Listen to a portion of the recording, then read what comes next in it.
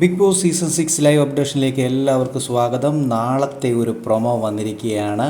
അത്ഭുതങ്ങളുടെ മായാലോകത്ത് നിങ്ങളെ നയിക്കാൻ ആരംഭിക്കുന്നു ബിഗ് ബോസ് ബി സർക്കസ് എന്ന് പറഞ്ഞുകൊണ്ടാണ് ടാസ്ക് ലെറ്റർ വായിക്കുന്നത് സുനാറാണിയാണ്.